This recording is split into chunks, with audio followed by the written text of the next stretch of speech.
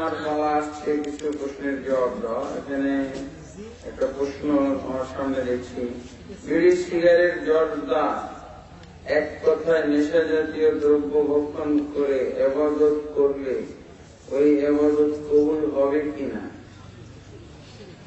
একবার জর্দা বা অন্য কোন নেশা জাতীয় জিনিস খাইলে 40 দিনের ইবাদত কবুল হবে না, এই দলিল সঠিক কিনা?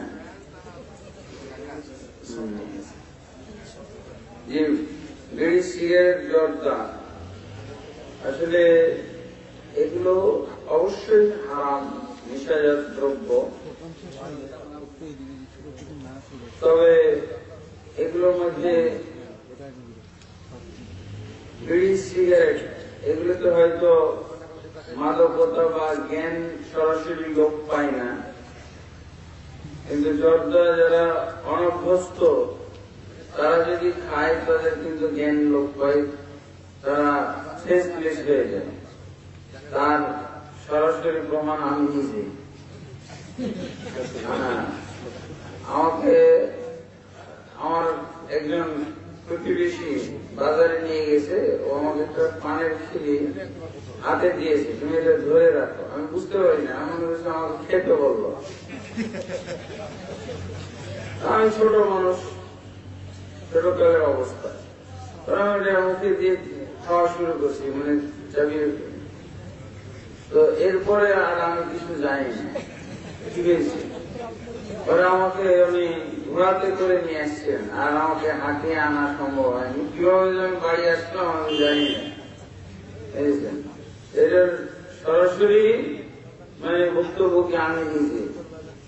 জর্দা যারা খায় তারা অনেকেই বলেন যে না, কই আমাদের তো নিশা আনেন, আমরা তো সেন্সলেস হই না, অথবা আমাদের ব্রেন লোক পাই না। তাদেরকে একটু বেশি পরিমাণ খাইয়ে দিবেন, আর যারা কখনো জর্দা খায়নি তাদেরকে অল্প পরিমাণে খাইয়ে দিবেন, দেখবেন তার মানে হুঁশ নাই।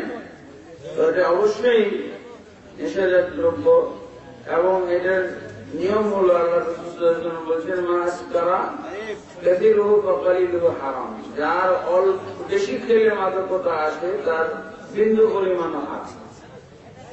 আর এই বিড়ি সিগারেট এগুলো অবশ্যই এই একই জাতীয় জিনিস, কিন্তু এগুলো ধোঁয়া করে খায়, ধোঁয়া পান করে, এই জন্য হয়তো সরাসরি এরকম মাদকতা আসে না, তবুও ওই বিন্দু মাত্র হারাম, যেহেতু এর বেশি খেলে মাদকতা আসবে, এটি সত্য কথা।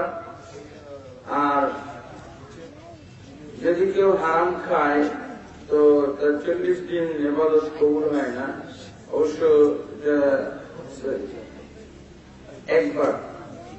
একবার জর্দা বা অন্য কোন নেশা জাতীয় জিনিস খাইলে 40 দিনের ইবাদত কবুল হবে না, এই দলিল সঠিক কিনা? এই মর্মে আসলে হাদিস আছে, তবে দলিলটা সঠিক কিনা এটা আমার এই মুহূর্তে জানা নাই। যদি যেহেতু অন্য একটা হাদিস আছে যে হারাম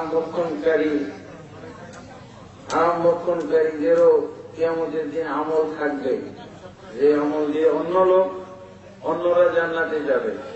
অবশ্য সেটা নেশাজাত দ্রব্য না, এমনি আত্মসাৎ করা মাল, ওটা হারাম। মোট কথা আর কি, আমাদেরকে হারাম থেকে বিরত থাকাই উচিত।